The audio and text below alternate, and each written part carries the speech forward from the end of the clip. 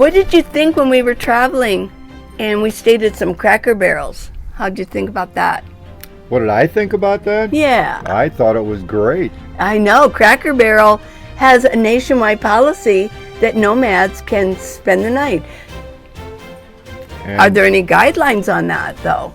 well, I think it's important that people respect the fact that they let us park there instead of putting out your slides. And it's easy for both of us to say because neither of us obviously have slides. We don't have awnings, but you see awnings out, slides out, parking crossways across, who knows, 3, 4, or 5, depending on the length of your rig, 3 or 4 or 5 parking spaces. So you've got to be a little careful with that. You don't want to ruin it for everybody else. That's my concern, and we've talked to other nomads about that, and we are becoming a little bit concerned that more people are doing this lifestyle, and they're doing a lot of faux pas. Yes. I would certainly agree with that. Yeah. There are some mores going on out there. There's some guidelines that we like to follow. If you're in a parking lot, do not pull out your slide outs. And I'd like to say, I know that some, especially Class A's, I believe, if you don't put those slides out, you can't fully utilize your kitchen. You can't get down both sides of the bed, things of that nature. But you know what? If that's the case, maybe you shouldn't be parking in such a parking place. Maybe you've got to find something else. Yeah. Because, well, a lot of Class C's have the pullouts too. That's true. Yeah, you can't hardly buy an RV without a pullout anymore. Right. And we saw that at Blue Water Casino. But the ones who did this were just regular high tops. There was only one fully shaded spot in the whole parking lot. And I know, where it is. And it's like my go-to place. But they literally were parked here, and then they must have been friends, and then they had a big space, another one. So literally they were taking up almost 12 spaces. Yeah. They really were. And we wanted to be courteous and not park right in front, which we definitely could have right in front, that they might not have been able to get out very easy. But we were courteous enough not to, so we left the area. But they were making it so nobody could share. It was obvious, the shaded area. So I guess we're kind of getting down on certain people, but we feel it's necessary. Think about that and try to respect the areas that some of these places give us to park, and make sure you don't ruin it for everybody else. And if you're going to be at Cracker Barrel, and they have a nationwide policy, and you're going to be doing these things, you're going to be pulling out your generators in a parking lot and pulling out your slide outs. Well, Cracker Barrel just might rescind that offer if it gets too bad. And don't stay more than a couple nights. Right. 2 nights, and then move on to another. I mean, even if it's another Cracker Barrel in the area, or find, if you're traveling, go to a rest stop. Now, when we were in California, Paul and I mean, we would spend 2-3 weeks in an area, but what we did along with a lot of other Californians, is we found parking on the curb. Yep. And we weren't hurting anybody. It was on the curb. Right. We followed all the parking signs, like don't park here on a certain day because they were going to clean the streets, or no parking between a certain time. Yeah. But a lot of spaces didn't have any signs whatsoever. Right, and we never had a single problem, never had that feared knock on the window, so it worked out really well. Now, what about on BLM land? There's some rules out there, and we've heard word that in Lake Havasu on BLM land, they pretty much kicked everybody off. Why was that? I think they found that our friend didn't even know that there was a campground host at this particular area of BLM land.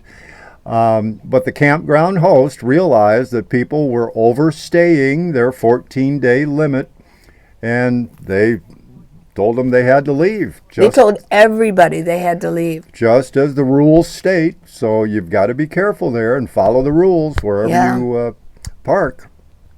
Well, if there is a camp host, it might be wise on BLM land side that they have a tent up or have a sign up that this is the host, so that you can go and get a certificate to put on your window. Right. Yeah, I mean, in Quartzsite they do that. Every campground host has a pad that you stop and take 10 minutes of your day when you're going to set up camp, and you give them your name and license number and type of vehicle and all of that information. And then they give you one copy of that slip to put on your dashboard and your windshield. And then there's no question about how long have I been here, when do I need to leave and move on. Makes it very easy. And clean up after yourselves. I know in Reno, there's a lot of, in fact, I've heard that in Nevada, they have the most percentage of, per state, of BLM land. Oh, actually, okay. in Nevada. Now, around Reno, they literally shut down all BLM land. So it can happen, people. But it was because there's a huge population of homeless people. Because Tesla came in. The reason is, I found out Tesla came in, and of course young professionals came in, and everybody took advantage of that, raised all the rents, and it kicked a lot of people out that couldn't afford the new rents. Abby? We have some Good people girl. walking by behind us. Maybe you can see them. I don't know, but Abby's getting better. Do you see that? Mm-hmm. We use that sound that Caesar Milano used on the, I think it's Caesar Milano, on the dog whisperer. It goes, shh, and it gets their attention. So it puts their focus away from what they're looking at and going to bark at or growl at, and it puts it on me. So, because they're easily, like a child, they're easily distracted. Mm-hmm. Yes. But what happened to Reno is a lot of people who live in their vehicles, they started living on the BLM land. Well, they didn't probably put proper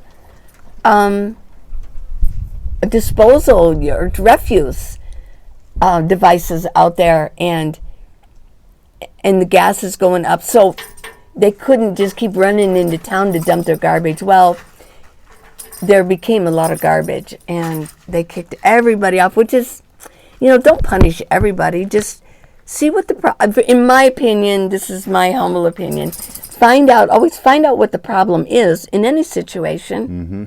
See if it can be rectified, take it to city council or whatever has to happen, instead of just, like punishing all the class has to stay after because one person did something. Mm-hmm. We're not children. Right. This is BLM land. This is our BLM land, right? Absolutely. Yes, this is our tax dollars.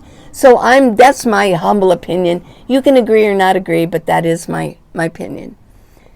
Well, I certainly agree. As you know, Oh, okay. I think we have to all respect the land. Yes. And pack it in, pack it out. The old saying. It's very important. Yes, but this is a case for Reno. It was hard for them to pack it out. Some of the cars don't run very well. Where do they park? If you're homeless, where do you park? No. So this is another problem, everyone, that there are more people doing this lifestyle because they have to. And if we start becoming lax, it's going to become chaos. So if we can follow the rules and we can make it better, let's all do that. Because we're doing it because we want to do it. Right. Yeah. I think it's very important. Yeah. Okay. All right.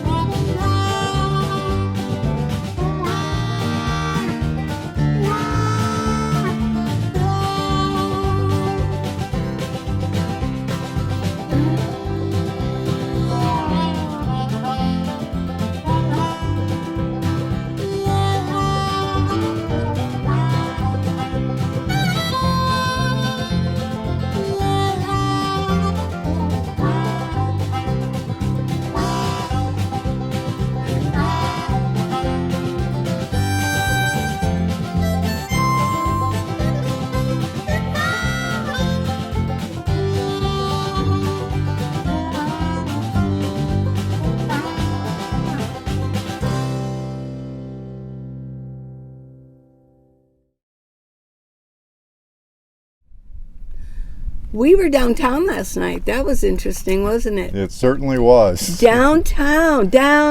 Yeah, we were downtown, and my daughter recommended this place. Downtown Tucson at night is so different than I remember when I first moved here.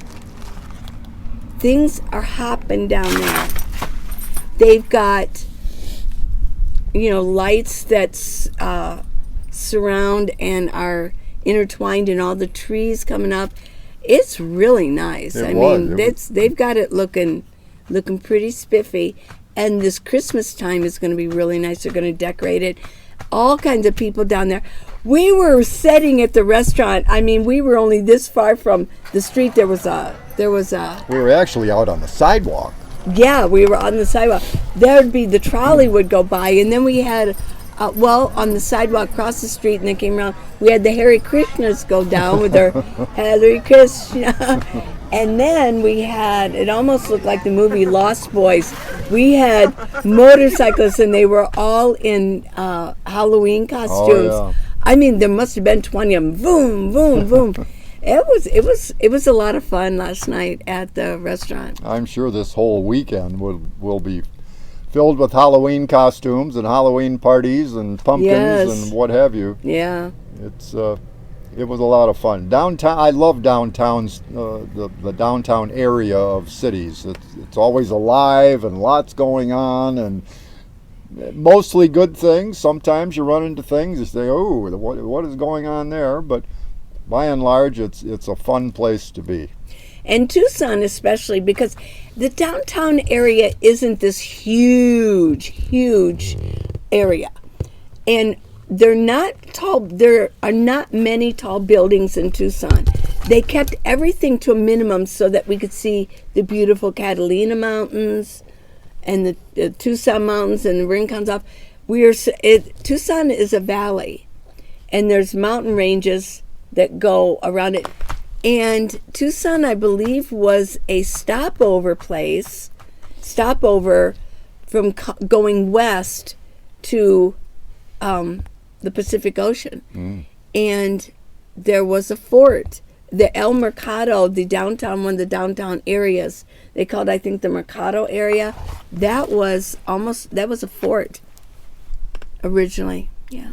Were they coming from Santa Fe, New Mexico, and Texas into Tucson, and then on to San Diego or Los Angeles? I suppose. Probably, because they probably went the route of what 8 is now. Right.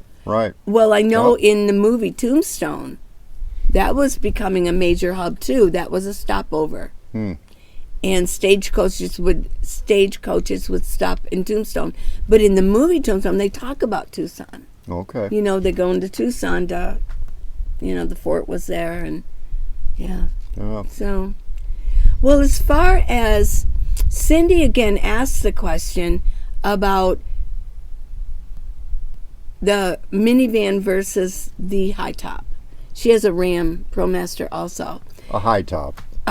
And she mentioned that she heard that the towing situation. I'll go ahead and talk about that, Paul. Well, she said that it was her understanding that regular towing companies would not tow a high-top van.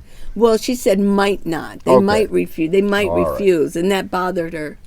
Well, I made some phone calls to towing companies here in Tucson, and I called 5 of them. Every one of them said, we can either put you on the bed of the tow truck, how they do it more often than not now, or they said if we're going through wherever we're going to take you, where there are lower overpasses and so forth, then they could actually just hook it up the old-fashioned way and tow you that way. So there's no problem. That would be no problem whatsoever. One of the places, he said, well, we actually do work for Home Depot, and Home Depot has a lot of those high-top vans, and I think a lot of them they rent out, just like they do pickup trucks and larger trucks. And he said, we tow those all the time. It's not a problem at all. Okay, good to know. Yep. Good to know, Cindy. Well, Cindy's not tall. She's about the same height as me. So she could have easily fit in a minivan, but I don't think, Cindy, don't have any regrets. You're doing great with that. You're going to fill it up once you get going on a full-time basis.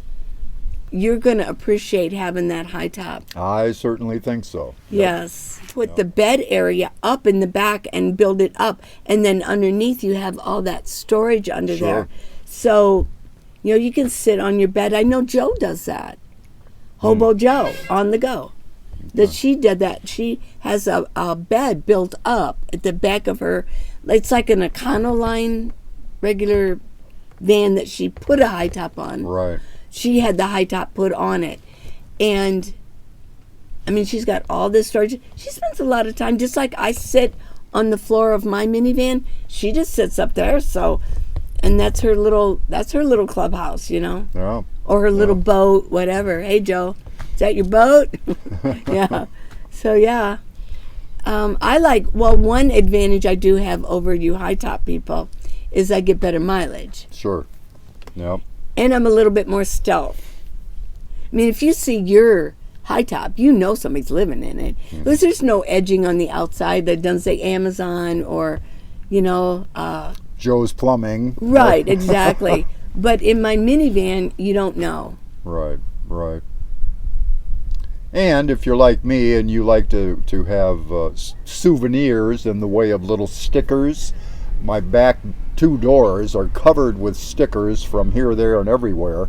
So that makes it pretty obvious that this is not a commercial vehicle. There's someone living in that thing. And I don't mind that. I'm not trying to be stealthy. And I'm really not anymore either. There's so many of us out there that it doesn't really matter. But I do want to make a comment to you, is that the visitor center was closed when we came in. Mm-hmm. You're going to find some stickers in there. Wonderful. There you might find. He's looking for some stickers, right, from the area, because you're in love with Tucson as much as I am. For sure. Maybe not as much. Well, I'll look forward to that. Yeah, we'll stop at the visitor center and you can get all kinds of little things in there, and it'll give you information. One other little silly thing, I'm sure you've all come out of Walmart or the mall or whatever into a huge parking lot, and sometimes you'll see people hold up their keychain and they hit the alarm buttons so that they're that they're thinking, where in the world did I park?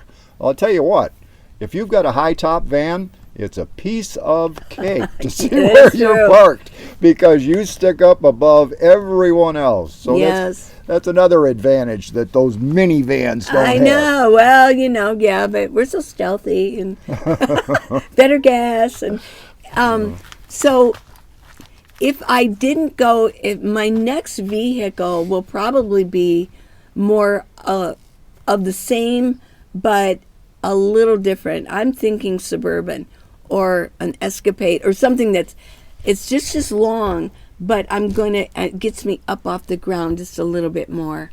And you mentioned when we were traveling from Santa Cruz and south, and you said that on that Highway 1 that was going through the mountains and right out along the shore, there were times where you really couldn't get a good look at what the scenery was, where I, probably 2 feet higher, had a beautiful view of the shoreline and the waves coming in and so forth. So that's another advantage for a higher vehicle. So might be a good reason to get a Suburban. That'll put you up high. Put me up a little bit higher. More gas, less gas mileage, but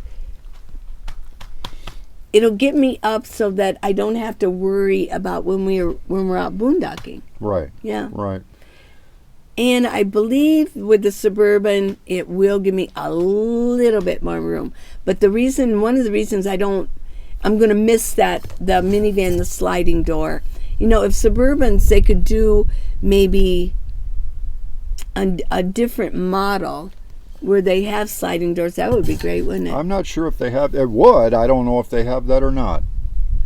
Or some of the, like Kia, make a minivan that is 4-wheel drive, that gets me up off the ground just a little bit, and make it a little bit longer. Wouldn't that be nice? we have mentioned gas mileage a couple of times. Just so you folks know, I've had a setting on my accessories on my dashboard that I've had this van for a little over a year now, and I have averaged 18.8 miles per gallon, which I think to have that be my home and what I travel in and the thing that I live in, I think 18, 19 miles per gallon average is pretty good. Well, I bet I'm only getting about 20 average. Well, I'll bet I'm not getting much more than that. Not much difference there. So. Right, exactly. Yeah. Well, and we're carrying so much in our vans that if you had a high top and you were just in the city and that was or a minivan if that was just your vehicle, although all my seats are out, so I'm not even going to get into that because I know those seats weigh a lot. I mean, 60, 70 pounds per seat. Sure. And people say that I carry a lot. Well, I do, but it's not all that heavy. And I believe that it doesn't go much over equaling those seats. Now, what if I had the seats and I was carrying all those people? Yeah, you'd be much heavier, I'm sure. Oh, that'd be twice as heavy as what I carry right now. Yeah. So. Well, so high top, you can stand up in them for sure. But for me, I would probably have to do a build out if it was a high top, where I'd put the bed in the back. Okay. And build it out, yeah. So they had a nice place that I could just kind of, because I like to sit up and prop my feet up and lay back, and yeah, I've actually given half a thought to, right now I have a cot in my van. It's an oversized cot. It provides great comfort and it's a wonderful place to sleep. But I've thought about building a very simple bed frame, if you will, as Lee mentioned, so that underneath I can stack bins or whatever. And I would put it crossways probably instead of front to back. So that's a thought in the back of my mind. We'll see. I'm not looking to do that right now, but I'm thinking about it a little bit. Who knows?